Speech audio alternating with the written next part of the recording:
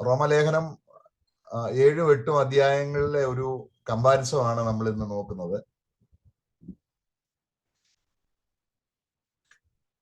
റോമലേഖനം 7 അധ്യായം നമ്മള് ഒരു പരാജയപ്പെട്ട ഒരാളെ ക്രിസ്തീയ ജീവിതത്തെ കാണിക്കുന്നു.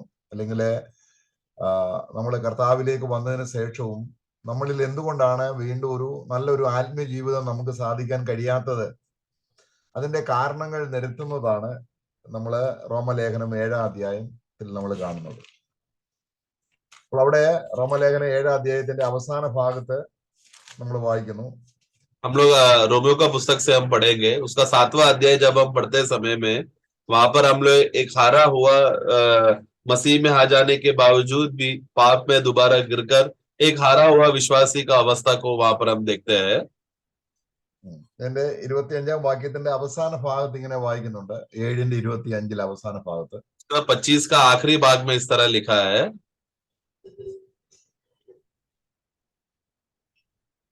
25 पढ़ेंगे. मैं अपने प्रभु यीशु मसीह के द्वारा परमेश्वर का धन्यवाद करता हूँ. विधान में आप बुद्धि से तो परमेश्वर की व्यवस्था का, परंतु शरीर से पाप की व्यवस्था का सेवन करता हूँ. അപ്പം ഒരു വ്യക്തി പാപത്തെയും സേവിക്കുന്നു, കർത്താവായ യേശുവിനെയും സേവിക്കുന്നു എന്നുള്ളതാണ് ഇവിടെ റോമലേഖനം 7 വിഷയം. അത് ഒരു ആത്മീയ തലത്തിൽ എല്ലാ വിശ്വാസികൾക്കും ഉണ്ടാകുന്ന ഒരു പരാജയത്തിന്റെ കണക്കാണ് അവിടെ ദേവദാസൻ നിരത്തുന്നത്.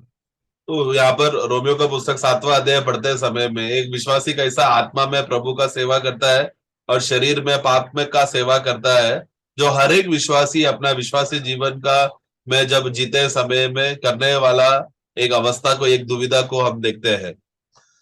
അതിന് കാരണം അത് എന്തുകൊണ്ടാണ് നമ്മൾ അങ്ങനെ ജീവിക്കുന്നതെന്ന് പറയുമ്പോൾ, നമ്മളെ രക്ഷിക്കപ്പെട്ട് കഴിഞ്ഞിട്ടും പിന്നെയും ഞാൻ നമ്മൾ 7-ാം അധ്യായത്തിൽ ഒരുപാട് പ്രാവശ്യം ഐ എന്നുള്ള ഒരു നമ്മുടെ പേഴ്സണെ കുറിച്ച് അവിടെ വെളിപ്പെടുത്തുന്നുണ്ട്. എന്നാൽ 8-ാം അധ്യായം നേരെ ഓപ്പോസിറ്റ്, നമ്മുടെ ഐക്ക് പകരം ദൈവത്തിന്റെ ആത്മാവാണ്, ഹോളി സ്പിരിറ്റ് എന്ന വ്യക്തിത്വത്തെയാണ്, ദൈവത്തിന്റെ പരിശുദ്ധാത്മാവിനെയാണ് നമുക്ക് പകരമായി വെളിപ്പെടുത്തുന്നത്. तो इसका कारण क्या है कि 7वां अध्याय में हर एक विश्वासी को के जीवन में एक हार का अनुभव का दशा को वहां पर बताया गया है. तो उसके लिए कि अगर 7वां अध्याय को अगर हम पढ़ेंगे तो वहां पर सब ज्यादा भी करके मैं करके पौलुस को वो मैं करके एक व्यक्ति का विषय के बारे में वो 7वां अध्याय में के बारे में हम लोग सबसे ज्यादा उस विषय में हम पढ़ते हैं. तो जहां पर भी मैं करके जो उसका शारीरिक स्वभाव, स्वयं का स्वभाव को दिखाता है, वो बात आते समय में एक हार का अवस्था है विश्वासी के जीवन में. परंतु 8वां अध्याय में जब आते समय में वहां पर एक विश्वासी को वहां पर जो शब्द वहां पर पंक्तियां लिखा है, पवित्र आत्मा के बारे में और मसीह के बारे में लिखा गया है. അപ്പൊ നമ്മൾ അതിന്റെ 10-ാം വാക്യം വായിക്കുമ്പോൾ 8-ാം അധ്യായം റോമലേഖനം 8:10 ഒരു കർത്താവിന്റെ ദാസന് പരിശുദ്ധാത്മാ ഒരു രഹസ്യം അവിടെ പറയുകയാണ്, അല്ലെങ്കിൽ ഒരു വിജയത്തിന്റെ വഴി അവിടെ പറയുന്നുണ്ട്. रोमियो का पुस्तक 8 का 10 जब पढ़ते समय में एक विश्वासी को वहां पर एक रहस्य की बात वहां पर बताया, मर्म की बात बताया, ताकि एक विश्वासी विजयशाली जीवन जी सके. वाक्य 10 पढ़ना. और यदि मसीह तुम में है तो देह पाप के कारण मरी हुई है, परंतु आत्मा धर्म के कारण जीवित है. ഇവിടെ നമ്മള് യേശുക്രിസ്തുവിന്റെ 8-ാം അധ്യായത്തിന്റെ 3-ാം വാക്യത്തിൽ തന്നെ പറയുന്നത്, യേശുക്രിസ്തു കാൽവറി ക്രൂശിൽ മരിച്ചപ്പോൾ നമ്മുടെ ശരീരവും യേശുവിനൂടെ മരിച്ചു, അല്ലെങ്കിൽ പാപത്തിന് മരിച്ചു.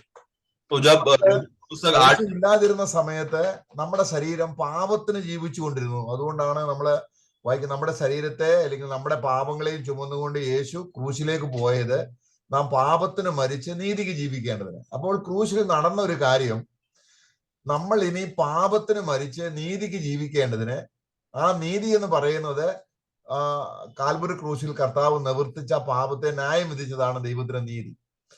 അത് നമുക്ക് വിശ്വാസമായിട്ട് പരിണമിക്കുമ്പോൾ നമ്മളുടെ ആത്മാവിന്റെ സഹായത്താൽ ഹോളി സ്പിരിറ്റിന്റെ സഹായത്താൽ നമ്മുടെ ആത്മാവും ദേഹിയും ശരീരവും ജീവിക്കൂ എന്ന തത്വമാണ് ഇവിടെ നമ്മൾ വായിക്കുന്നത്. हम उसका 8 का 3 में जब पढ़ते समय में प्रभु यीशु मसीह हमारे लिए एक ऐसा कार्य किया क्रूस में, जो व्यवस्था के वजह से हम लोग शरीर में हम लोग नहीं कर सकते थे. यीशु मसीह ने क्या किया, उसने उन्होंने पाप का जो विषय का उसने अंत कर दिया। उस अंत करने के विषय वजह से क्या हो गया हमें तत्व समझना है। पुराने नियम में जब लोग क्योंकि यीशु मसीह आया नहीं था, लोग हमेशा पाप के लिए जीते थे। परंतु यीशु मसीह क्रूस में मर जाने के बाद क्या हो गया, पाप के लिए अब वो विश्वासी, वो व्यक्ति अभी मर चुका है, मसीह के लिए जी रहा है। तो वो है, तो वो पाप के लिए मरने की वजह से धार्मिकता के लिए वो जी रहा है। तो उस धार्मिकता के निमित्त जीने का अवस्था है विश्वासी को। वहां पर 8:3 में वहां पर कहता है जो प्रभु यीशु मसीह ने कार्य पूरा करके दिया। ऐसा होने से जब वो विश्वासी विश्वास करता है तो पवित्र आत्मा का नियंत्रण में रहकर कार्य होता है। ഇവിടെ 8-ാം അധ്യായത്തിന്റെ 3-ാം വാക്യവും 4-ാം വാക്യവും എങ്ങനെ കണക്ട് ചെയ്യുന്നു അതുപോലെ തന്നെയാണ് നമ്മള് 8-ാം അധ്യായത്തിന്റെ 9-ഉം 10-ഉം വാക്യവും കണക്ട് ചെയ്യുന്നു. അപ്പം നമുക്ക് 8-ാം അധ്യായത്തിന്റെ 3-ഉം 4-ഉം എങ്ങനെയാണെന്ന് നോക്കാം. യേശു ന്യായം വിധിച്ചു നമ്മുടെ ജഡത്തെ, പിന്നെ നമ്മൾ ആത്മാവിലാണ്.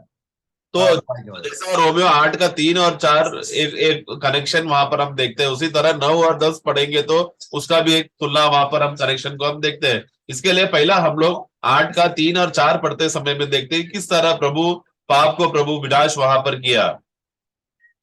8:3 और 4 पढ़े। क्योंकि जो काम व्यवस्था शरीर के कारण दुर्बल होकर न कर सकी, उसको परमेश्वर ने किया, अर्थात अपने ही पुत्र को पाप में शरीर की समानता में और पाप के बलिदान होने के लिए भेजकर शरीर में पाप का दंड की आज्ञा दी, इसलिए कि व्यवस्था की विधि में जो शरीर के अनुसार नहीं वरन आत्मा के अनुसार चलते हैं पूरी की जाए।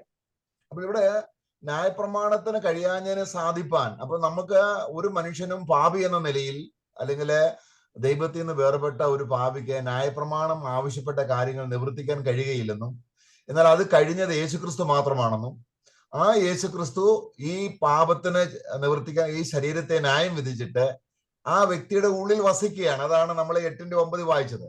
तो इसके लिए तो मनुष्य जब पाप में जीने की वजह से उसका शरीर पाप में शरीर में जीने की वजह से व्यवस्था का मांग को कोई पूरा नहीं कर सकता था, क्योंकि व्यवस्था की बातों को पूरा करने के लिए अगर किसी ने पूरा किया है वो है यीशु मसीह था जिसने पूरा किया। तो जब तक वो बात पूरा नहीं होता था लोग तभी भी पाप का अवस्था में ही जीता था, क्योंकि शरीर का दुर्बलता के कारण। परंतु अब ये प्रभु यीशु मसीह ने उसको पूरा कर विश्वासी को आत्मा में जी सके, ये कार्य उन्होंने प्रभु ने किया, जिसके वजह से हम देखते हैं कि 9 में हम पढ़ते हैं कि अभी हम शरीर में नहीं आत्मा हमारे अंदर जी रहा है। അപ്പോൾ അതിന്റെ അവിടെ യേശുക്രിസ്തുവിലുള്ള ജീവന്റെ ആത്മാവിന്റെ പ്രമാണം 8-2 വാക്യത്തിൽ അത് തന്നെയാണ് വായിക്കുന്നത്. മരണത്തിന്റെയും പാപത്തിന്റെയും തത്വം, അതിന്റെ പ്രിൻസിപ്പിൾ, അതിൻ്റെതായ ലോയിൽ നിന്നും എനിക്ക് സ്വാതന്ത്ര്യം വരുത്തിയിരിക്കുന്നു.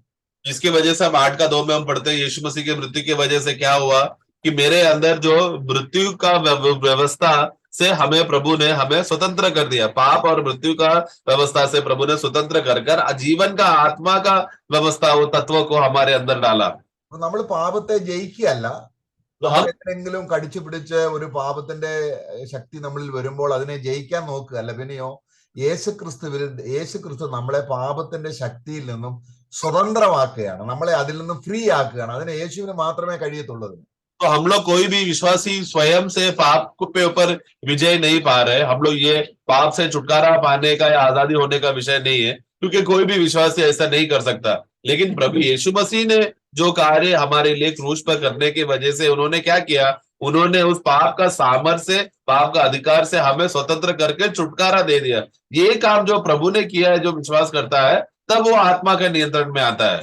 അപ്പൊ നമുക്ക് പാപത്തിൽ നിന്ന് സ്വാതന്ത്ര്യം കിട്ടണമെങ്കിൽ നമ്മളിലേക്ക് നോക്കിയത് കൊണ്ട് ഒരു കാര്യമില്ല. അതാണ് 9-ാം അധ്യായം 8-ാം അധ്യായം 7-ാം അധ്യായം ഇപ്പോൾ നമ്മളിലേക്ക് നോക്കുന്നതുകൊണ്ടാണ് പരാജയം വരുന്നത്. അയ്യോ, ഞാൻ അരിഷ്ട മനുഷ്യൻ, എനിക്ക് സ്വയമായി രക്ഷപ്പെടാൻ കഴിയുന്നില്ല, എന്നാൽ എന്നെ ജയിപ്പിക്കുന്നത് യേശുവാണ്. 24-ാം വാക്യത്തിൽ ഞാൻ കർത്താവായ യേശുക്രിസ്തു മുഖാന്തരം ദൈവത്തിന് സ്തോത്രം ചെയ്യുന്നു. അപ്പം യേശുവാണ് പാപത്തിന്റെ ശക്തിക്കും പാപത്തെ സീല് ചെയ്യും. എന്നാൽ യേശുവിന്റെ ശുശ്രൂഷയെ കുറിച്ച് നമ്മൾ വായിക്കുമ്പോൾ പ്രവചനത്തിൽ നമ്മൾ വായിക്കുന്നത് അതിന്റെ ദാനിയേലിന്റെ പുസ്തകം. तो इसके लिए वहां पर जब एक व्यक्ति अपना स्वयं में जीते समय में वो प्रभु यीशु मसीह का किया हुआ कलवरी क्रूस का कार्य पर उसका अनुभव उसको नहीं हो सकता, जो है हमने रोमियो का पुस्तक 7वां अध्याय में हमने पढ़ा। जो व्यक्ति स्वयं का अवस्था में है वो व्यक्ति क्या कहता है, उसका 7:24 में पढ़ते हैं कि वो एक अभागा मनुष्य का दशा में है, क्योंकि वो अपना स्वयं पर आश्रय कर मसीह जीवन जीने देख रहा है। तो परंतु प्रभु ने उसको छुटकारा दिया है, वो कब होगा, जब वो एहसास करता है कि प्रभु है जो उसको छुटकारा दिया, प्रभु है जो उसको कार्य किया। इसलिए 25 में कहते हैं कि मैं प्रभु को धन्यवाद देता हूँ क्योंकि उन्होंने मुझे स्वतंत्र किया। इसके लिए प्रभु ने हमें पाप से छुटकारा देने के लिए उसको उसको वो छाप मिला है, जो हम लोग दानियल का पुस्तक में हम पढ़ते हैं। അപ്പൊ അതിന്റെ ആദ്യം 16-ാം വാക്യം നമ്മൾ വായിക്കുമ്പോൾ ദാനിയേൽ പ്രാർത്ഥിക്കുകയാണ് ദൈവത്തോട്. 9:16 അല്ല, ദാനിയേൽ 9:16. दानियल का पुस्तक 9:16 में वहां पर दानियल प्रार्थना करता है. 16 पढ़े. हे प्रभु, हमारे पापों और हमारे पुरखाओं के अधर्म के कामों के कारण यरूशलेम की और तेरी प्रजा की और हमारे आसपास के सब लोगों की ओर से नामधराई हो रही है, तो भी तू अपने सब धर्म के कामों के कारण अपना क्रोध और जलजलाहट अपने नगर यरूशलेम पर से उतार दे, जो तेरे पवित्र पर्वत पर बसा है. അപ്പോൾ ഈ പാപം എന്ന വിഷയം ദാനിയേൽ ദൈവസന്നിധി വെക്കുമ്പോൾ തനിക്ക് ദൈവത്തിൽ നിന്ന് ഉത്തരം കിട്ടുന്നതാണ്. നിന്റെ ഈ പ്രയാസത്തിന് നിനക്ക് തന്നെ പരിഹാരം വരുത്താൻ കഴിയത്തില്ലെന്ന്, ഞാൻ ഒരു അഭിഷിക്തനെ അയക്കുമെന്നും.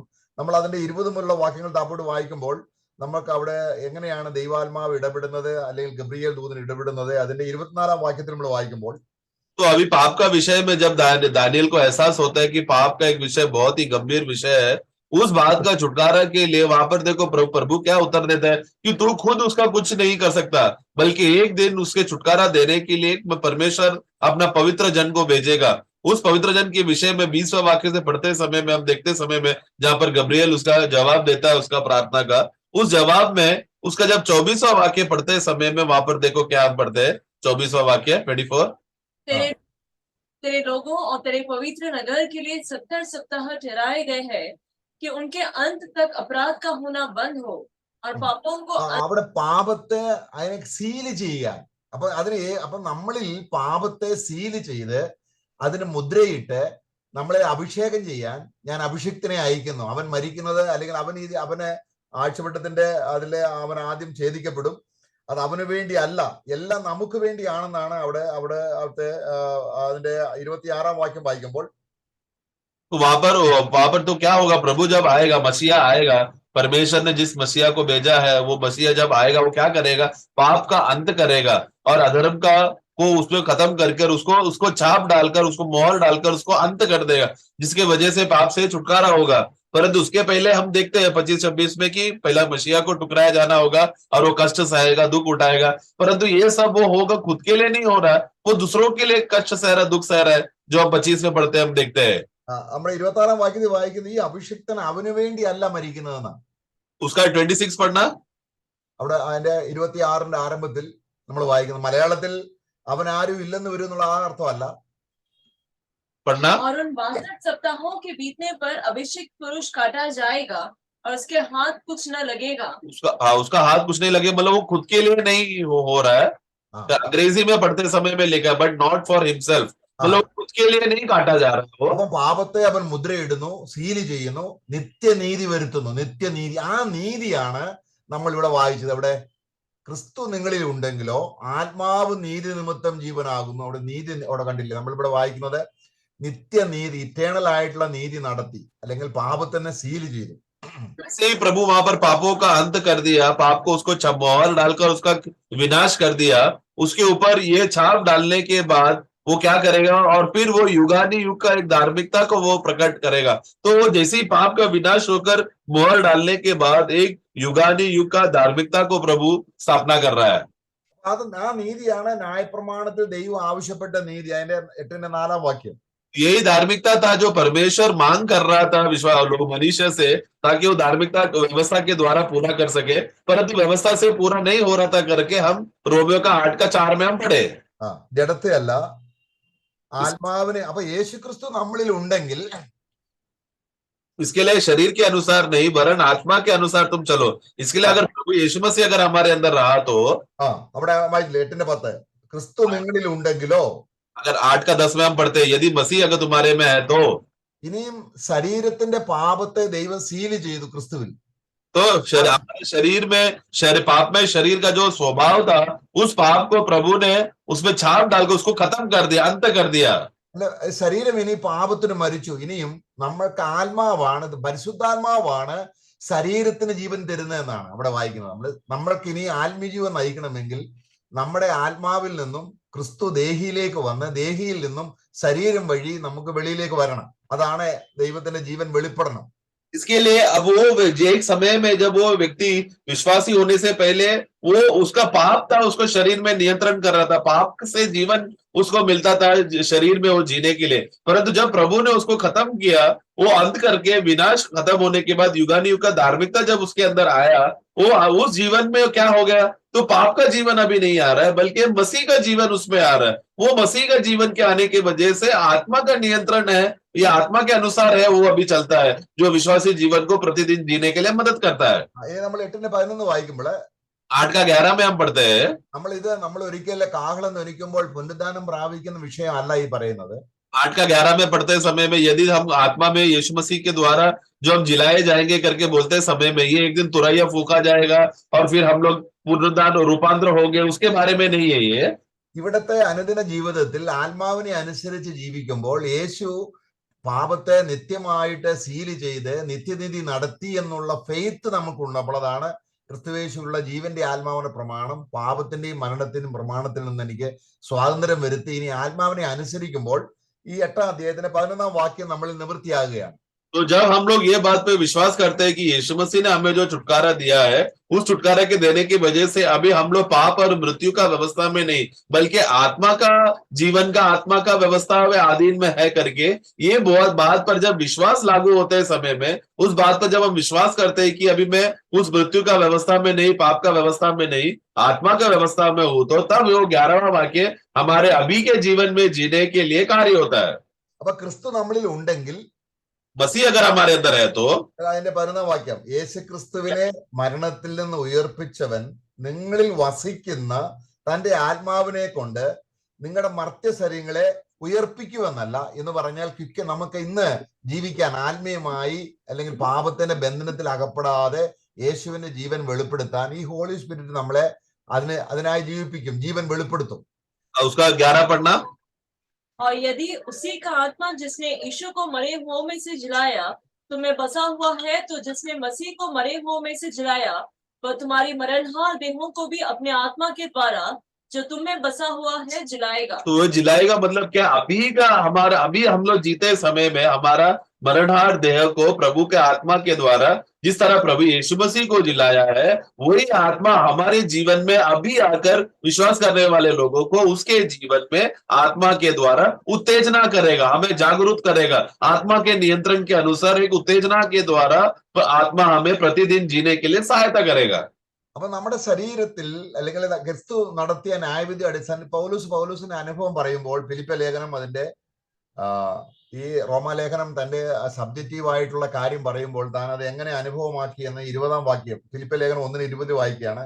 फिलिपियों का पुस्तक 1:20 में पौलुस वहां पर रोमियो का पुस्तक का बात को बोलकर किस तरह उसको व्यक्तिगत जीवन में अनुभव हुआ है करके हम पढ़ते हैं। 20 पढ़ना।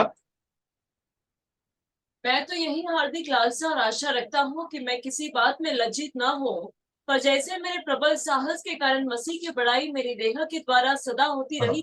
അപ്പൊ എന്റെ ശരീരത്തിലൂടെ ക്രിസ്തുവിന്റെ ജീവൻ വെളിപ്പെടുന്നതാണ് ദൈവത്തിന് മഹത്വമായി തീരുന്നത്. परमेश्वर का महिमा किस बात पर है कि पौलुस के जीवन में मसीह पौलुस के देह के द्वारा प्रकट हो, यही था पौलुस को वो अनुभव जब वहां पर हुआ। അപ്പം നമ്മുടെ ശരീരം അല്ലെങ്കിൽ നമ്മുടെ ശരീരം ദൈവത്തിന്റെ ജീവൻ വെളിപ്പെടുന്നതിന് തടസ്സമല്ല. എങ്ങനെ? ക്രൂശീകരണം നിമിത്തം ക്രിസ്തുവിനോട് കൂടെ നാം ക്രൂശിക്കപ്പെട്ടു എന്നുള്ള ബോധ്യമുള്ളപ്പോൾ യേശു ക്രിസ്തുവിന്റെ ആത്മാവ്, ക്രിസ്തുവിന്റെ ജീവൻ നമ്മുടെ ആത്മാവിൽ റിസ്ട്രിക്റ്റ് ആകാതെ ദേഹിയിലൂടെ വന്ന് നമ്മുടേതായിരിക്കുന്ന ശരീരത്തിലൂടെ വെളിപ്പെടും. അപ്പോഴാണ് നീതിഫലം നിറഞ്ഞവരായി അല്ലെങ്കിൽ ദൈവത്തിന് മഹത്വമായിട്ട് ദൈവത്തിന് ഫലം കായ്ക്കുന്നവരായി തീരുന്നത്. इसके लिए एक विश्वासी को जब वो प्रभु यीशु मसीह पर जब विश्वास करने के द्वारा उसके अंदर जब आत्मा का जीवन आता है, वो आत्मा का जीवन के द्वारा उस विश्वासी को उसका देह भी परमेश्वर को महिमा करने का कारण बन जाता है। पहला उसका देह पाप में शरीर का प्रकृति स्वभाव के वजह से एक रुकावट था, लेकिन विश्वासी बन जाने की वजह से प्रभु का जीवन जो उसका मनुष्य आत्मा में आया है, उस आत्मा मनुष्य जीवन का वो उस मनुष्य जीवन में आया हुआ प्रभु का आत्मा का जीवन उसका प्राण में नियंत्रण करके उसका शरीर में प्रकट होने का अवस्था विश्वासी को देता है। അപ്പൊ നമ്മള് 2 कोरिन्थियर 4-ാം അധ്യായം അതിന്റെ 10-ാം വാക്യം കൂടെ വായിക്കുമ്പോൾ 2 कोरिन्थियर 4:10 जब हम पढ़ते हैं, അവിടെ വളരെ ഇമ്പോർട്ടന്റ് ആയ ഒരു മർമ്മം അവിടെ പറയുകയാണ്. वहां पर भी एक बहुत जरूरत वाला भेद वहां पर प्रकट बता रहा है। യേശുവിന്റെ ജീവൻ मसीह का ये जीवन ആ എന്നിൽ വെളിപ്പെടേണ്ടതിന്, എന്റെ ശരീരത്തിൽ വെളിപ്പെടേണ്ടതിന് വ്യക്തമായിട്ട് പറയുന്നു, എന്റെ ശരീരത്തിൽ വെളിപ്പെടേണ്ടതിന്. उसका 10 पढ़ना, सॉरी दूसरा कोरिन्थियर ले, 2 कोरिन्थियर 4-ാം അധ്യായം 10-ാം വാക്യം. दूसरा कोरिन्थी 4 का 10 पढ़े. हम यीशु की मृत्यु को अपनी देहों में हर समय लिए फिरते हैं कि यीशु का जीवन भी हमारी देहों में प्रकट देखो, यीशु का जीवन मेरे देह में प्रकट होने के लिए है, तो वो स्पष्ट रीति से है कि प्रभु का जीवन देह में आने के लिए रुकावट नहीं है. विश्वासी जब क्रूज पर विश्वास करते समय में, അപ്പൊ യേശുവിന്റെ ജീവൻ എവിടെയാ ഉള്ളത്? നമുക്ക് കിട്ടുന്നത് നമ്മുടെ ആത്മാവിലാണ്. यीशु मसीह का जीवन पहला कहां पर आया? हमारे आत्मा में आया. എന്നാൽ എപ്പോഴാണ് ആത്മാവിൽ നിന്ന് ദേഹിയിലേക്ക് മൂവ് ആകുന്നത്? तो वो कब है? आत्मा से उसका प्राण में आया. ക്രിസ്തു ക്രൂശിൽ പാപത്തെ പ്രായശ്ചിത്തം വരുത്തിയെന്നും അവൻ പാപത്തിന് അല്ലെങ്കിൽ അതിന് സീല് ചെയ്തു എന്നും എനിക്ക് വേണ്ടി, അവന് വേണ്ടിയല്ല.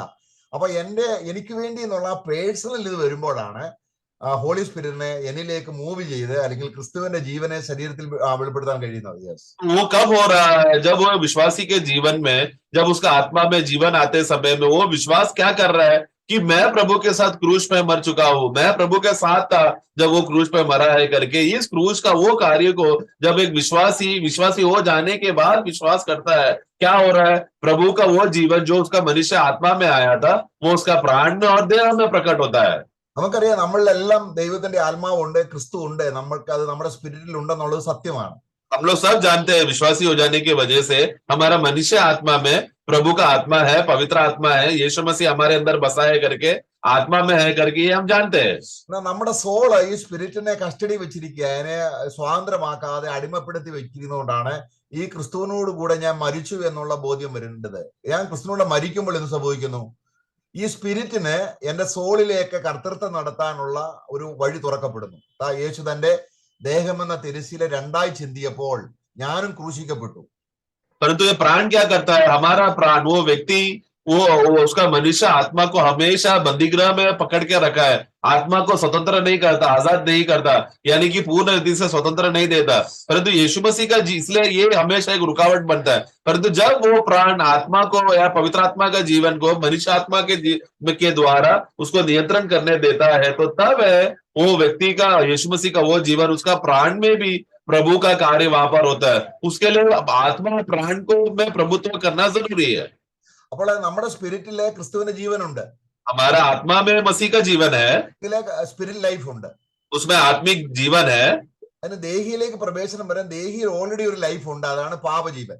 परंतु हमारा प्राण में पहले से ही पुराना मनुष्यत्व का स्वभाव है, जो पाप का स्वभाव हम बोलते हैं, या शारीरिक स्वभाव जो हम बोलते हैं. അതാണ് നമ്മൾ റോമലേഖനം 8-ാം അധ്യായത്തിൽ വായിക്കുന്നത്. ജഡസ്വഭാവം ഉള്ളവർക്ക് ദൈവത്തിന് കീഴ്പ്പെടുകയില്ല. അവരുടെ നമ്മളെ ക്രൂശീകരണം നടക്കുമ്പോൾ എന്ത് സംഭവിക്കുന്നു?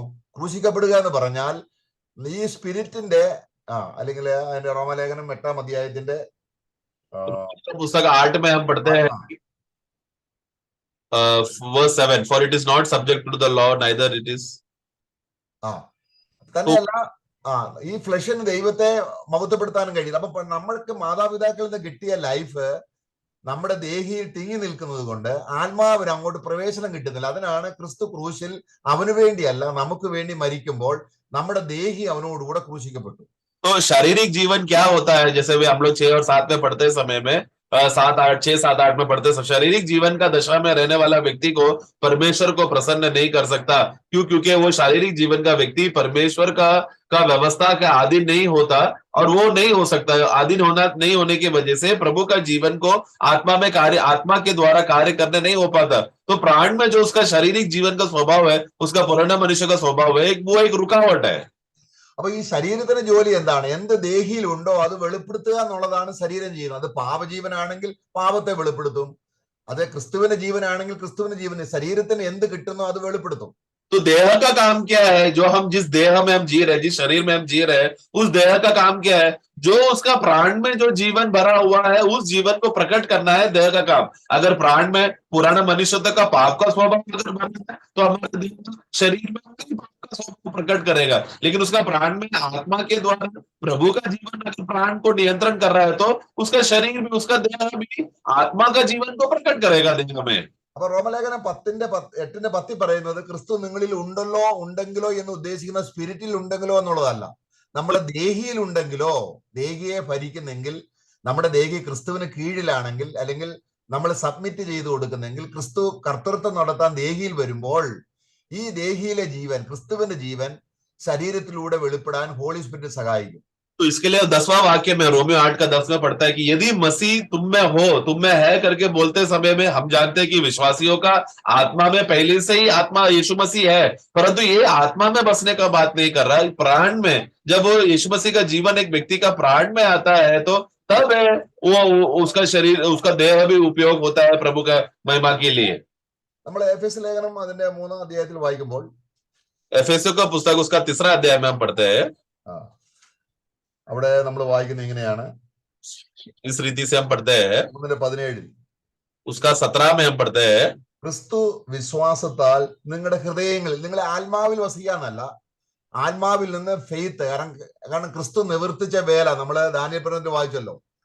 तो विश्वास के द्वारा मसीह तुम्हारे हृदय में बसे, तो आत्मा में बसे करके नहीं बोला गया, बल्कि आत्मा में तो पहले से ही है, परंतु विश्वास के द्वारा वो आत्मा से बाहर हमारा प्राण में, हृदय में बसने के विषय में कहा है। അങ്ങനെ ദൈവത്തിന്റെ സ്നേഹം നമ്മുടെ ഹൃദയത്തിൽ കോംപ്രിഹെൻഡ്, അത് ശരിക്കും ആസ്വദിച്ച് അതിന്റെ ദൈവസ്നേഹത്തിന്റെ ഉയരം, നീളം, ആഴം, വീതി, അതായത് എന്നെ പാപത്തിന് നിത്യശാന്തി അവസാനം വരുത്തതും എന്നെ കൂടെ അവൻ ക്രൂശിച്ചതും, എന്നിട്ട് പുനരുദ്ധാനത്തിൽ എന്റെ ദേഹി ഒരു പുതിയ ഹൃദയമായി, മനസ്സിച്ച വികാരം റിന്യൂ ചെയ്ത് ഒരു പുതിയ ഹൃദയമായിട്ട് തീർന്നപ്പോൾ യേശുവിന്റെ കർത്തൃത്വം ഹൃദയത്തിൽ വരുമ്പോൾ എന്റെ ശരീരത്തിലൂടെ ഈ ക്രിസ്തുവിന്റെ ജീവനെ പരിശുദ്ധാത്മാവ് വെളിപ്പെടുത്തുന്നു. तो यदि अगर विश्वास के द्वारा अगर मसीह तुम्हारे हृदय में बसा है तो क्या होगा, तो तुम प्रेम में तुम जड़ पकड़ोगे और उसके गहराइयों में रहोगे, तो यानी तभी होगा हमें प्रभु का प्रेम का असली बातें क्या है करके सही रीति से ग्रहण करने हो पाएगा, समझ पाएगा, जिसके वजह से उस सारे ग्रहण किए हुए बातों में उसका ऊंचाई, लंबाई, चौड़ाई, गहराई, ये सब बातों को हमें समझ में आने होगा। ऐसा समझने वाला व्यक्ति का जीवन, जब वो प्राण उसका प्रेम में भरकर जड़ पकड़ा हुआ है, वो व्यक्ति का देह भी आत्मा में प्रभु के लिए नियंत्रण में रहकर प्रभु के लिए इस्तेमाल होता है। അപ്പോൾ റോമലേഖന 7-ാം അധ്യായത്തിലെ വിശ്വാസി പറയുകയാണ്, അതിന്റെ 7-ാം അധ്യായത്തിന്റെ അവസാന ഭാഗത്ത് പറയുകയാണ്, ഞാൻ ചിലപ്പോഴൊക്കെ ഞാൻ പാപത്തെ സേവിക്കും, പാപം അല്ലെങ്കിൽ ചിലപ്പോഴൊക്കെ ഞാൻ ആത്മാവിനെ സേവിക്കും, അങ്ങനെ ഒരു ഫ്ലക്ച്വേഷൻ ആയിരിക്കുന്ന രീതിയിലാണ് അവന്റെ ജീവിതം. तो रोमियो का पुस्तक 7वां अध्याय में 25वां वाक्य में क्या कहता है कि कभी कभी मेरा अवस्था क्या हो जाता है, कभी कभी मैं आत्मा में मैं सेवा करता हूँ और कभी कभी ऐसा होता है कि शारीरिक अभिलाषा की वजह से पाप के व्यवस्था में मैं सेवा कर रहा हूँ। इस तरह दोनों बातों में उधर इधर जाते रह रहा है, आत्मा में भी जा रहा है, शरीर में भी जा रहा है। അപ്പം കർത്താവ് നമ്മളെ കുറിച്ച് ഉദ്ദേശിക്കുന്നത് ഒരു പൂർണ്ണ സ്വാതന്ത്ര്യത്തിൽ നിരന്തരം നമ്മുടെ ശരീരം ദൈവത്തിന് മഹത്വമാകുന്ന ഒരു ആലയം പോലെ ആയിത്തീരുന്ന രീതിയിൽ നമ്മുടെ ദേഹിയെ കർത്താവ് കർത്തൃത്വം ചെയ്യുമ്പോൾ നമ്മുടെ ശരീരം ഒരു ദാസനെ പോലെ ഈ ദേഹിയെ അനുസരിക്കും, അല്ലെങ്കിൽ കർത്താവിന്റെ ജീവനെ അനുസരിക്കും എന്നുള്ള നിലയിൽ നമ്മുടെ ശരീരം ഇനി നമുക്കല്ല. അതാണ് നമ്മള് റോമലേഖനം 1 കൊരിന്ത്യർ 6-ാം അധ്യായത്തിൽ പിന്നെയും പറയുന്നതാണ്. इसके लिए एक विश्वासी अभी क्या हो, प्रभु क्या चाहता है कि विश्वासी का जीवन पूर्ण रीति से, संपूर्ण रीति से प्रभु के लिए इस्तेमाल हो जाए। इसलिए आत्मा में आया हुआ मनुष्य का आत्मा में आया हुआ उसका जीवन प्राण में वो भरकर उसका शरीर भी प्रभु के लिए इस्तेमाल किया जाए, उसका शरीर भी परमेश्वर के लिए, महिमा के लिए इस्तेमाल किया जाए के विषय में हम पढ़ते हैं। इसलिए हम लोग 1 कोरिन्थियों में ये बात पढ़ते हैं कि उसका शरीर भी महिमा के लिए इस्तेमाल हो। അവിടെ അതിന്റെ 1 കൊരിന്ത്യർ 6-ാം അധ്യായം 1 कोरिन्थी 6वां अध्याय അതിന്റെ 13-ാം വാക്യത്തിൽ उसका 13वां वाक्य में हम पढ़ते हैं, നമ്മൾ റോമാലേഖനത്തിൽ നേരത്തെ വായിച്ച അതേ കാര്യം തന്നെയാണ് അതിന്റെ 13-14. എന്നാൽ അതിന്റെ 14-ാം വാക്യം, എന്നാൽ ദൈവം കർത്താവിനെ ഉയർപ്പിച്ചതുപോലെ. देखो तो जैसा हमने रोमियो का पुस्तक 8वां अध्याय में पढ़ा था, वहां पर 14 पढ़ना 6 का, परमेश्वर ने अपनी सामर्थ्य से प्रभु को जलाया और हमें जलाएगा। അതുപോലെ ഇത് നമ്മുടെ റിസറക്ഷന്റെ കാര്യമാണ്. तो वो जिस रीति से प्रभु को वो जिलाया उसी तरह हमें भी जिलाएगा। मतलब क्या, ये हमारा पुनरुत्थान के बारे में है। എന്നാൽ അങ്ങനെ പുനരുദ്ധാനം പ്രാപിക്കണമെങ്കിൽ 1-ാം നിരയിലുള്ള ഒരു റിസറക്ഷൻ നമുക്ക് കിട്ടണമെങ്കിൽ ഇപ്പോൾ തന്നെ നമ്മൾ റോമലേഖനം 8-ാം അധ്യായം അതിന്റെ 10-ാം വാക്യത്തിൽ വായിച്ചതുപോലെ ദൈവത്തിന്റെ ആത്മാവ് നമ്മുടെ ശരീരത്തെ ക്വിക്കൻ ചെയ്യണം.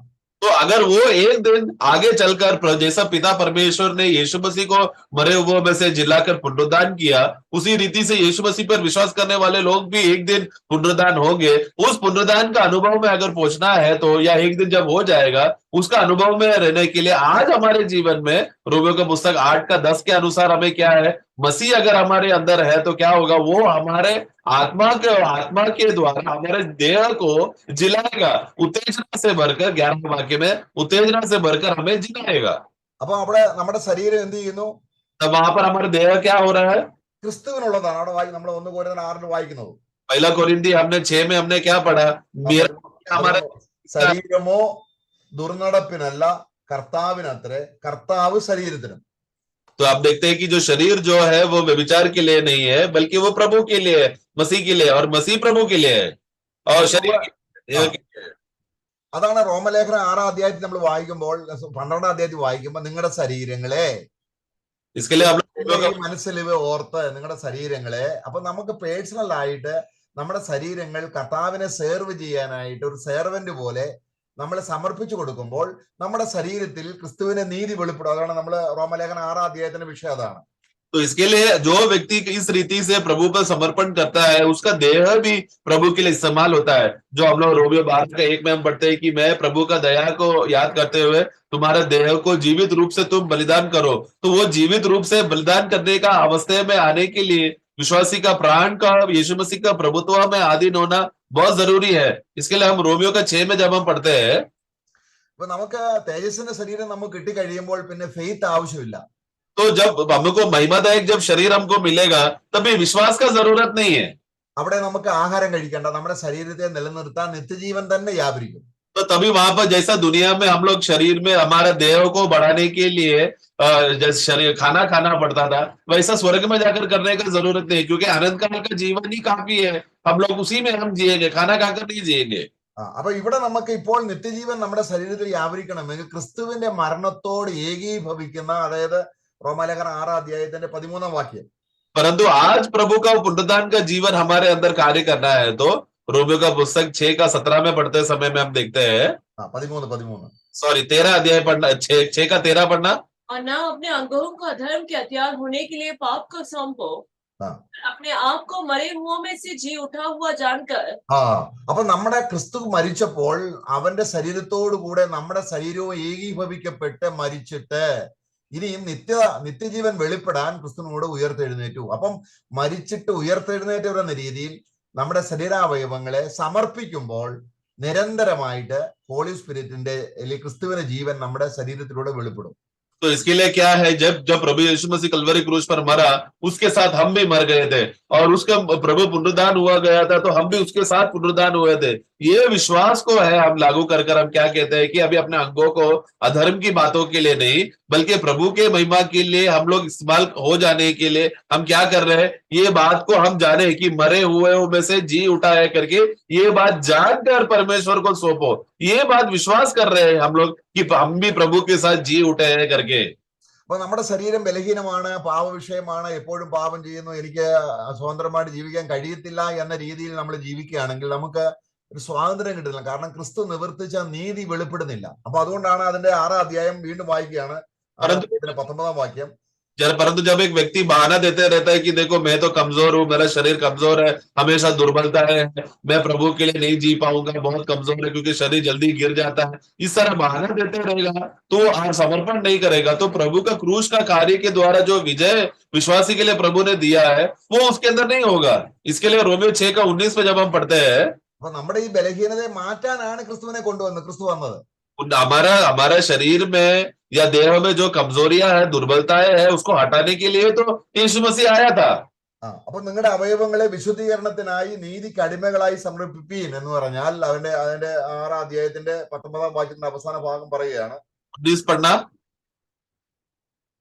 मैं तुम्हारी शारीरिक दुर्बलता के कारण मनुष्यों की रीति पर कहता हूँ, जैसे तुमने अपने अंगों को कुकर्म के लिए अशुद्धता और कुकर्म के दास करके सौंपा था, वैसे ही अब अपने अंगों को पवित्रता के लिए धर्म के दास करके सौंप दो. അപ്പൊ ഇങ്ങനെ സമർപ്പിക്കാൻ നമ്മളെ മറന്നു പോകുമ്പോൾ, നമ്മൾ നമ്മുടെ ഇഷ്ടത്തിന് വേണ്ടി മാത്രം ജീവിക്കുമ്പോൾ നമ്മുടെ ശരീരത്തിലൂടെ പാപം വെളിപ്പെടും. കാരണം ക്രിസ്തു നിവർത്തിച്ച നീതിയും ക്രിസ്തു പാപത്തെ സീൽ ചെയ്തു നമുക്ക് വിശ്വാസത്താൽ ഒരു ഫലമായി തീരുന്നില്ല. परंतु जब एक विश्वासी कि अभी वो प्रभु के लिए है करके तो उसका अंदर प्रभु का पवित्रता के लिए करके ये बात अगर वो भूल जाएगा, भूल जाने की वजह से क्या हो जाएगा, फिर उसका पुराना स्वभाव बाहर प्रकट होकर वो उसका शारीरिक स्वभाव बाहर प्रकट होकर कार्य होगा और प्रभु का जीवन उसके अंदर कार्य नहीं हो पाएगा।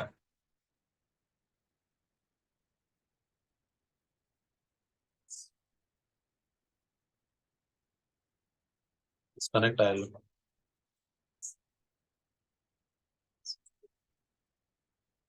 നമ്മളെന്ത് ചെയ്യും? ആ നമ്മള് നമ്മുടെ പാപ ശരീരം, നമ്മുടെ ശരീരത്തിന്റെ നമ്മൾ ഇനി ഒരു കാഹളം ധരിക്കുമ്പോൾ മാത്രമേ നമ്മുടെ ശരീരം വീണ്ടെടുക്കുകയുള്ളൂ. നമ്മുടെ ശരീരത്തിൽ പാപം മാത്രമേ ചെയ്യാൻ പറ്റുള്ളൂ. യേശുവിനെ പോലെ നമുക്ക് ജീവിക്കാൻ പറ്റത്തില്ല എന്നൊക്കെ നമ്മൾ ചിന്തിക്കുന്നത് ക്രൂശിന്റെ അർത്ഥം മനസ്സിലാക്കാത്തത് കൊണ്ട്. നമ്മളിൽ യേശുക്രിസ്തു തന്നെ ജീവിച്ചുകൊണ്ട് അവന്റെ ജീവൻ നമ്മുടെ ശരീരത്തിലൂടെ വെളിപ്പെടുത്തുകയാണ്. तो आज बहुत से विश्वासी हो जाने के बाद वो लोग एक हारा हुआ जीवन जीते। क्यों? क्योंकि हर बार वो लोग यही बहाना देते हैं कि हमारा शरीर दुर्बल होने की वजह से हम लोग प्रभु यीशु मसीह के जैसा विजयशाली जीवन नहीं जी सकते। अभी तुरैया फूकने के बाद ही हम लोग को छुटकारा मिलेगा, फिर ही हम लोग स्वतंत्र हो गए, फिर ही हम लोग सही रीति से जी पाएंगे बोलकर इस तरह का बहाना देने की वजह से प्रभु यीशु मसीह का विजय का जीवन कार्य नहीं करता। परंतु एक विश्वासी प्रभु क्यों आया कि उसका देह में भी जो जो दुर्बलता है उस पर भी विजय पाने के लिए प्रभु आया, ताकि जो कोई विश्वास करे उस विजय का अनुभव उसको भी होता है। इसलिए विश्वासी निरंतर ये विश्वास में अपना अंगों को उसको समर्पण करना है, सौंपना है, ताकि पवित्रता के लिए और धार्मिकता के लिए जिए। ये निरंतर उसको प्रभु का आगमन तक करना है। അപ്പം നമ്മള് പുനരുദ്ധാനത്തിന്റെ വിഷയം വരുമ്പോൾ നമ്മൾ എത്രത്തോളം ക്രിസ്തുവിനെ ശരീരത്തിൽ വെളിപ്പെടുത്തി ദൈവത്തിന് മഹത്വമായോ അതിന്റെ ബേസിലാണ് നമുക്ക് ദൈവം ഒരു പുനരുദ്ധാനം തരാൻ പോകുന്നത്, നമുക്ക് റിസറക്ഷൻ തരാൻ പോകുന്നത്. पुनरुत्थान का दशा क्या होगा? जो एक विश्वासी ने कितना प्रभु यीशु मसीह को अपने जीवन में जीने के लिए जगह दिया, उसका जीवन के द्वारा, उसका देह के द्वारा प्रभु यीशु मसीह जितना प्रकट होकर, जितना उसका प्राण प्रभु यीशु मसीह में समर्पण होकर वो व्यक्ति के जीवन में प्रभु प्रकट हुआ, वो नहीं बल्कि प्रभु जी रहा था, प्रभु प्रकट हो रहा था, उतना उसको आने वाले युग में पुनरुत्थान के द्वारा, यीशु मसीह के द्वारा प्रतिफल मिलेगा। അപ്പൊ അതുകൊണ്ട് പൗലോസ് ഫിലിപ്പി ലേഖനം 3-ാം അധ്യായം അതിന്റെ 10-11 വാക്യങ്ങളിൽ യേശുവിന്റെ മരണത്തോട് ഏകീഭവിച്ച് അവന്റെ പുനരുദ്ധാനത്തിന്റെ മഹത്വമൊക്കെ അനുഭവിച്ചറിയാൻ അവൻ ആഗ്രഹിച്ചത് കൊണ്ടാണ് അവൻ പറയുകയാണ്, എനിക്ക് എല്ലാ വിശുദ്ധന്മാരിലും അതിശ്രേഷ്ഠമായ ഒരു പുനരുദ്ധാനം ഞാൻ ആഗ്രഹിക്കുന്നു. इसके लिए क्योंकि प्रेरित पौलुस हमेशा उसका देह में भी प्रभु का पुनरुत्थान का जीवन का अनुभव करने की वजह से वो इस दुनिया में जीते समय में मसीह का जीवन का अनुभव में जीने की वजह से क्या हुआ, वाक्य 11 में कहता है कि ताकि मैं इस रीति से मैं जीऊंगा ताकि मैं सबसे उत्तम पुनरुत्थान में प्राप्त कर सकूं। അപ്പൊ മരണത്തോട് അനുഭവപ്പെടുമ്പോൾ എന്ത് സംഭവിക്കുന്നു? जितना मृत्यु के साथ जब सहमत होकर एक हो जाते हैं प्रभु का मृत्यु में, तब क्या होगा? നമ്മളിലുള്ള പാപത്തിന്റെ വിത്തുകൾ മരണപ്പെടുന്നു. अभी हमारे अंदर जो पाप के बीज है वो सब खत्म हो जाता है। അതാണ് നീ വിതയ്ക്കുന്നത് ചത്തുവെങ്കിൽ. इसलिए प्रभु कहता है पहला कोरिन्थी पौलुस में क्या कहता है, यदि जो तू बोया है यदि वो मरेगा तुम ही, ദൈവം അതിനൊരു പുതിയ ശരീരം തരും. तो अगर वो मरे तो प्रभु उसको एक नया शरीर देगा। നീ വിതയ്ക്കുന്ന വിത്തല്ല ശരീരമായി തീരുന്നത്, ദൈവം അതിനെ ഓരോ വിത്തിനും. അപ്പൊ ഓരോ വിശ്വാസിയും പാപത്തിന് മരിച്ച് നീതിക്ക് ജീവിക്കാൻ നമ്മളെ തന്നെ നിമിഷം പ്രതി ഏൽപ്പിച്ചു കൊടുക്കുമ്പോൾ നമ്മുടെ ശരീരത്തിലൂടെ ക്രിസ്തു വെളിപ്പെടുകയും നീതിഫലം നിറഞ്ഞവരായി ദൈവത്തിന് മഹത്വമാകുകയും ചെയ്യുമ്പോൾ അതിന് തക്കതായ ഒരു പുനരുദ്ധാനം. അപ്പം പൗലോസിന് ഈ രീതിയിലുള്ള ഒരു മുന്നേറ്റം തന്റെ ജീവിതത്തിൽ ഉണ്ടായിരുന്നു.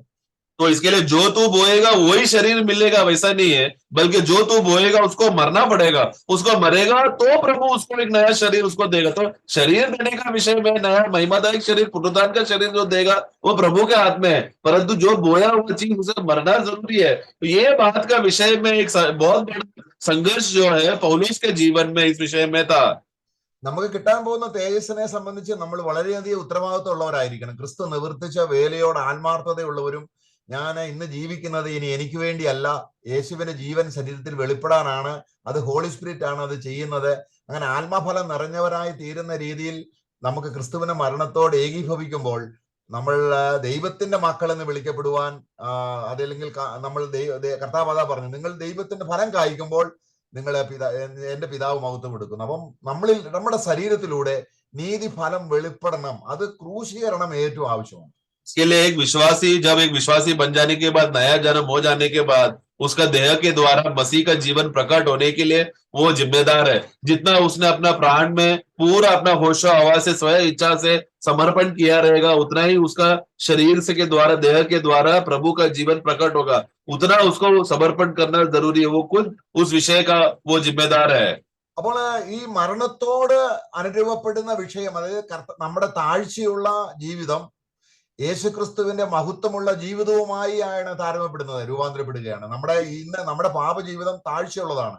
ഈ താഴ്ചയുള്ള ജീവിതം, അതിനകത്ത് ജഡത്തിന്റെ പ്രവൃത്തികൾ, മറ്റുള്ളവരെ പരിഹസിക്കുക, അല്ലെങ്കിൽ ദ്രവ്യാഗ്രഹം, ജഡമോഹം, കൺമോഹം, ജീവിതം, ഇങ്ങനെ താഴ്ചയുള്ള ഈ ജീവിതം യേശുവിന്റെ ജീവിതത്തിനനുസരിച്ച് പരിശുദ്ധാത്മാവ് ഉയർത്തുമ്പോൾ കർത്താവ്, അതാണ് ഫിലിപ്പി ലേഖനത്തിന്റെ വിഷയം, നമ്മുടെ ദേഹി രൂപാന്തരപ്പെടുന്നതിനനുസരിച്ച് ശരീരം മഹത്വമുള്ള ശരീരം പ്രാപിക്കും. इसके लिए प्रभु का पुनरुत्थान का खासियत क्या है कि वो हमारा मरणहार और जो सबसे नीचा गिरा हुआ अवस्था को ऊंचा कर सके। पुनरुत्थान का सामर्थ वो करता है। हमारा प्राण का जीवन का खासियत क्या है? वो पाप से भरा हुआ है, शारीरिक है, दुर्बलता से भरा हुआ है, एक दूसरे को बुरा बोलता है, आंखों की अभिलाषा, शरीर की अभिलाषा, जीविता का घमंड, इस तरह अभिलाषा की बातों को पूरा करने के लिए जो नीचा गिरा हुआ, दबा हुआ नीचे का जीवन का अनुभव है। लेकिन पुनरुत्थान का खासियत क्या है कि वो एकदम ऊंचा करने का अवस्था है। इसलिए जितना व्यक्ति अपना प्राण को प्रभु को समर्पण करके उसने अपने आप को समर्पण किया ताकि उसका दुर्बलता का शरीर या दुर्बलता का अवस्था को बाहर ना प्रकट करते हुए मसीह का जीवन को जीने के लिए उसका देह में अनुभव होता, तो क्या होगा? उसका मरणहार देह हटकर पुनरुत्थान का जीवन में मरणहार देह हटकर एकदम ऊंचा वाला महिमादायक शरीर उसको मिलेगा। 3:21 വായിക്കുമ്പോൾ നമ്മുടെ ശരീരത്തിന്റെ കാര്യമാണ്. അവൻ സകലവും, ഫിലിപ്പി ലേഖനം 3:21, സകലവും തനിക്ക് കീഴ്പ്പെടുത്തുവാൻ കഴിയുന്ന തന്റെ വ്യാപാര ശക്തി കൊണ്ട്, അല്ലെങ്കിൽ പരിശുദ്ധാത്മാവിനെയും കൊണ്ട് നമ്മുടെ താഴ്ചയുള്ള ശരീരത്തെ, അത് ഒരു ദിവസം സംഭവിക്കുന്ന കാര്യമാണ്. എന്നാൽ ഇത് നമ്മുടേതായിരിക്കുന്ന താഴ്ചയുള്ള ജീവിതത്തെ ക്രിസ്തുവിന്റെ മഹത്വമുള്ള ജീവിതത്തോട് അനുരൂപമാക്കുന്ന ജോലി നമ്മളിൽ നല്ല പ്രവൃത്തി ആരംഭിച്ചവൻ അവസാനത്തോളം തികയ്ക്കുമെന്ന് നമ്മൾ ഫിലിപ്പി ലേഖനം 1-ാം അധ്യായം വായിക്കുന്നുണ്ട്. അപ്പം പരിശുദ്ധാത്മാവ് എന്താണ് ചെയ്യുന്നത്? നമ്മളിൽ യേശുക്രിസ്തുവിന്റെ കാഹളം ധ്വനിക്കുമ്പോൾ, നമ്മുടെ ശരീരം തേജസ്കരിക്കപ്പെടുമ്പോൾ, അതിന്റെ മെഷർ എങ്ങനെയാണ്? അത് ഇന്ന് താഴ്ചയുള്ള നമ്മുടെ ജീവിതത്തെ യേശുവിന്റെ ജീവിതവുമായി ഉയർത്തുമ്പോൾ നമുക്ക് അതിശ്രേഷ്ഠമായ ഒരു പുനരുദ്ധാനം കർത്താവിന്റെ ആത്മാവ് നമുക്ക് തരും.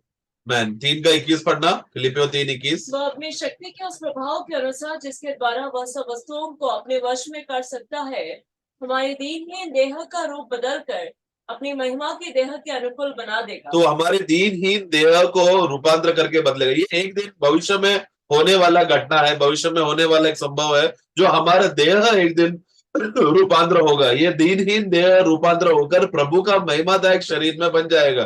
परंतु ये तो एक दिन भविष्य में होने वाला है। परंतु आज हमारा अवस्था क्या है? हमारे दीनहीन जो जिंदगी है, दीनहीन स्वभाव है, दीनहीन जो प्राण का अवस्था है, उसमें प्रभु का जीवन क्या करेगा?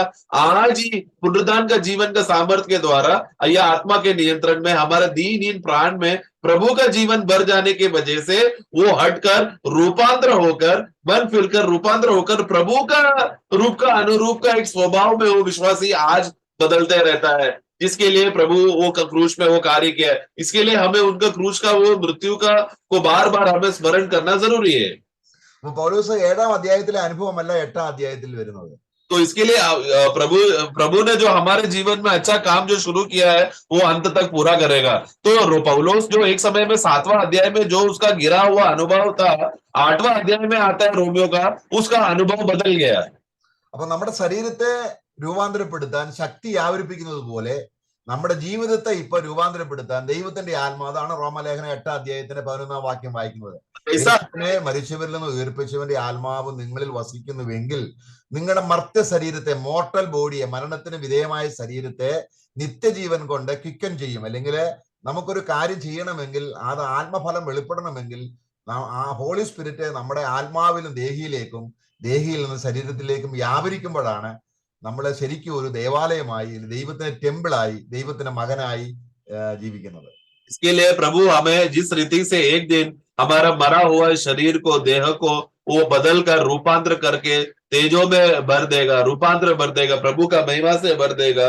उसी वो जो एक दिन होने वाला है, उसके पहले आज हर एक विश्वासियों का प्राण का जीवन को प्रभु बदल कर उसको जीवन का उत्तेजना से देकर मरणहार अवस्था से हटाकर उत्तेजना से भरता है। जो हम लोग रोमियो का पुस्तक 8 का 11 में हम लोग पढ़ते समय में हम देखते हैं कि जिस तरह आत्मा ने यीशु मसीह का को जिलाया, उसी रीति से वो तुम्हारे मरे हुए का शरीर से उस अवस्थे से हटाकर हमें क्या करेगा, मरणहार देह को हटाकर अभी हमारे जीवन में आत्मा में वो पुनरुत्थान का जीवन से भरकर हमारा देह भी प्रभु के लिए महिमा के लिए जिएगा। वो हमें जिलाएगा, उत्तेजना करेगा। ये आज अनुभव होने वाला बात है, तो ही वो विश्वासी को भविष्य में उसको महिमादायक शरीर का पूर्ण रीति का अनुभव और खुशी मिलेगा। അപ്പൊ നമ്മള് യോഹന്നാന്റെ ലേഖനം 3-ാം അധ്യായത്തിന്റെ 1-ാം വാക്യത്തിൽ എടുക്കണ്ട, വായിക്കുന്നത് പോലെ നോക്കുക, കാണുക, കാരണം ദൈവം നമ്മളെ ദൈവമക്കൾ എന്ന് വിളിക്കപ്പെടുവാൻ തന്ന ഭാഗ്യം. അപ്പൊ ലോകര് നോക്കുമ്പോൾ നമ്മുടെ ആത്മാവിലും നമ്മുടെ ദേഹിയിലും ശരീരത്തിലും നമ്മൾ ദൈവമക്കളാണ്. तो इसके लिए जैसा हमने पहला यूहन्ना का 3:1 में जब हम पढ़ते समय में वहां पर हम देखो पिता परमेश्वर ने हमसे कितना प्रेम किया कि हम परमेश्वर के संतान कहलाए जाए। ये बात देखने वाले कौन रहेंगे? एक दिन दुनिया के लोग, सारे संसार के लोग देखेंगे कि पिता परमेश्वर ने हमसे कितना प्रेम किया। उस प्रेम के वजह से हम प्रभु के संतान होने के वजह से हमारा शरीर रूपांतर होकर महिमा हो गया। ये महिमा की बात कौन देखेगा? संसार के लोग देखेंगे। ഇനി ദൈവപുത്രന്മാരുടെ വെളിപ്പാടിനാണ് സംഭവിക്കുന്നത്. അവർ തേജസ്സോടെ വെളിപ്പെടുന്നത് മാത്രമേ ബാക്കിയുള്ളൂ. तो अभी क्या है, परमेश्वर का जो अभी विश्वासियों का विषय बचा क्या है कि प्रकट होना ही बाकी है अभी। അപ്പൊ നമ്മുടെ ജീവനായ ക്രിസ്തു വെളിപ്പെടുമ്പോൾ, നമ്മുടെ ജീവൻ എന്ന് പറയുമ്പോൾ അവൻ നമ്മുടെ ആത്മാവിന്റെയും ജീവനാണ്, നമ്മുടെ ദേഹിയുടെയും ജീവനാണ്, നമ്മുടെ ശരീരത്തിന്റെയും ജീവനായിട്ട്, എന്റെ ജീവനായി എനിക്ക് ജീവിക്കുന്നത് ക്രിസ്തു എന്ന് പറയത്തക്കവണ്ണം അത്രത്തോളം ക്രിസ്തുവിനെ ജീവനായിട്ട് പ്രാണനായിട്ട് അനുഭവിക്കാൻ ദൈവം നമുക്ക് ക്രിസ്തുവിനെ തന്നിരിക്കുകയാണ്. तो इसके लिए मसीह जो हमारा जीवन है, जब वो प्रकट होगा तो हम भी उसके साथ प्रकट होंगे। तो मसीह जो हमारा जीवन है, वो जीवन अभी हमारे अंदर कार्य कर रहा है। वो जीवन है जो हमारे अंदर कार्य होकर हम एक दिन प्रकट होंगे। उसके लिए वो कार्य, जीवन का कार्य हमारे अंदर अभी हो रहा है। നമ്മളെ വിളിച്ചതിലുള്ള ദൈവത്തിന്റെ ലക്ഷ്യം എത്ര ശ്രേഷ്ഠമാണ്. നമ്മള് തേജസ്സിൽ ദൈവത്തിന് പുത്രന്മാരായി വെളിപ്പെടാൻ പോവുകയാണ്. ഇപ്പോൾ തേജസ്സില്ല, സ്വഭാവത്തിൽ യേശുവിനെ പോലെ ജീവിക്കാനുള്ള അനുഗ്രഹം होली स्पिरिट ने നമുക്ക് തന്നിരിക്കുകയാണ്. इसलिए प्रभु ने जो विश्वासियों को जो बुलावट से बुलाया है वो कितना बड़ा है। विश्वासियों को क्यों बुलाया है कि एक दिन वो महिमादायक होकर रूपांतर होकर तेजों में से भरकर पूरा दुनिया में परमेश्वर का महिमा को प्रतिबिंबित करने वाले वो रहेंगे विश्वासी, वो रहेगा कलीसिया। परंतु आज हम लोग तेजस से भरे नहीं है, महिमादायक नहीं हुए हैं। आज हमारे जीवन हमें बदलना है। उस रूपांतर का अनुभव में प्रभु का जीवन आज हमारे जीवन में आया है। वो जीवन को अभी हम लोग रूपांतर हो रहा है, मन फिरकर समर्पण करके प्रभु का महिमा में बदलते जा रहे हैं हम लोग। അപ്പൊ അതിന് കർത്താവ് ഒരു സഭാജീവിതം തന്നു. നമുക്ക് അന്യോന്യം പ്രബോധിപ്പിച്ച് കർത്താവിന്റെ വെളിപ്പാടിന് വേണ്ടി ഒരുങ്ങാം. കർത്താവ് നമ്മെ സഹായിക്കട്ടെ. इसके लिए प्रभु ने एक अच्छा हमको एक मंडलीय जीवन दिया है। उस मंडलीय जीवन में हम लोग प्रभु का जीवन में बढ़ रहे हैं। ये जितना हम लोग प्रभु का जीवन में बढ़ रहे हैं, उतना हम लोग क्या करना है, दूसरे सहभाइयों के साथ हम लोग रहकर उनको भी प्रोत्साहन कर उनको भी उत्तेजना देकर हम लोग सब लोग साथ में बढ़ना है। ये है मंडलीय जीवन का उद्देश्य। इस तरह हम लोग साथ में प्रभु में बढ़ रहे हैं। उसके लिए प्रभु ने इतना आशीष में मंडलीय जीवन दिया, उसके लिए धन्यवाद। Praise the Lord. നമുക്ക് പ്രാർത്ഥിക്കാം. Praise the Lord. हम प्रार्थना करेंगे।